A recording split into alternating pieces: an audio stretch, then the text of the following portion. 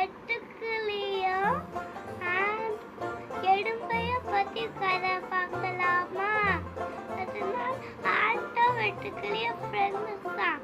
அதனால் ஆட்டோப்புமே புத்து சாப்பாடு செஞ்சுக்கிட்டே வச்சுக்கிட்டே இருக்கும். ஆனா அந்த வெட்டுக்கிளி ஆடி பாதி குதிச்சுக்கிட்டே இருக்குமா. ஆனா ஆட்டு வயலுக்கு போய் எடுத்து எடுத்து சேர்த்து வச்சுக்கிட்டே இருக்குமா.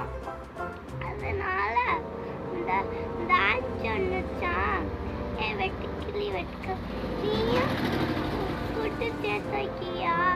அப்பதான் நம்ம குளிர் காலத்துக்கு நம்மளால சாப்பிட முடியும் தான் சொன்னுச்சான். அந்த வெட்டுக்கிளி சேர்த்தே வைக்கலையா. ஒரு நாள் ஆண்டி கீழே விழுந்துச்சு.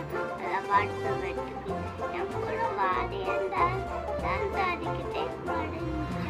ஆனா அந்த ஆட்டு நீங்க தூக்கிட்டு மட்டும் போடியான்னு சொன்னிச்சு. வெட்டுக்கிளே தேடி அதோட ரெக்கையால படர்ந்து தூக்கிட்டு போச்சு. குளிர்காலமும் வந்துச்சு. இந்த வெட்டுக்கிளியால சாப்பிட முடியல. தாட்டு சாப்பிட்டுச்சு. தாண்டுகிட்ட போய் கேட்டுச்சு, எனக்கு கொஞ்சம் சாப்பாடு தாண்ட மூஞ்சில் அடிக்காமல் சாத்திச்சா.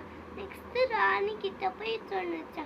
அதை பார்த்து என்ன சொன்னுச்சுன்னா, அது எனக்கு அடிபட்டப்ப அதுதான் எனக்கு கொண்டு வந்துச்சுன்னு சொன்னிச்சோம். அதனால அதுக்கு எறும்புங்கெல்லாம் ஒரு வீடு கட்டி கொடுத்தா அதை நல்லா பார்த்துக்கிட்டாங்களாம்.